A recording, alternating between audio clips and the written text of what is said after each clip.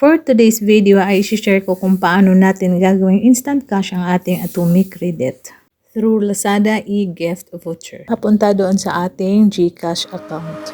So nag-add to cart na ako and then i-check out ko na lang yung ating napili. Gamitin mo lang yung credit or debit card. And then click lang natin yung credit or debit card. Gamit ang ating Atomic card, punta lang tayo sa ating Atomic app and then yan, pwede na tayong magbayad ng ating purchase. So pwede na natin i-open ang ating card and yan. So pag mag-open tayo, mayroon OTP verification.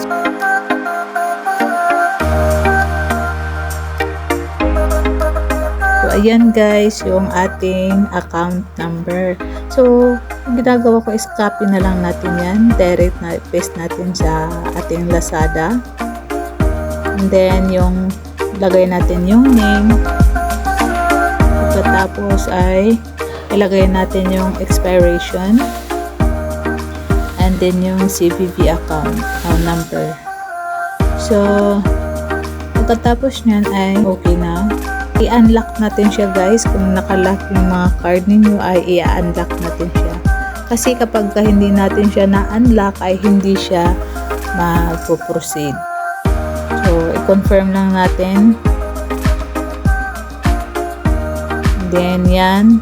Mapupunta siya dito sa ating check out. So, ayan. Please order.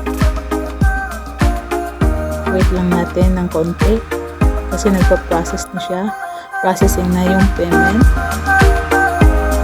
So, ayan, successful na ang ating payment. Balik tayo dito sa ating Gmail. So, ito na nga, dumating na siya guys at 7:11 PM. So, ang gagawin natin ay i-open gift lang natin yung ating voucher.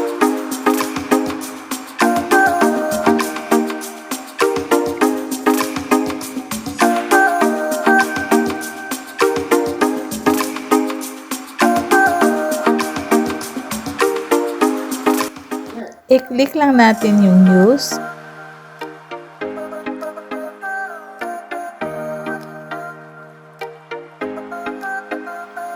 Ilagay lang natin ating GCash number.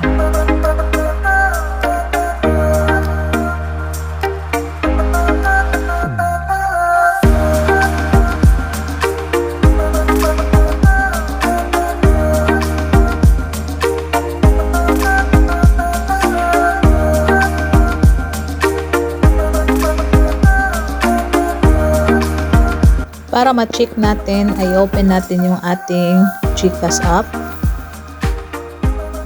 Yan.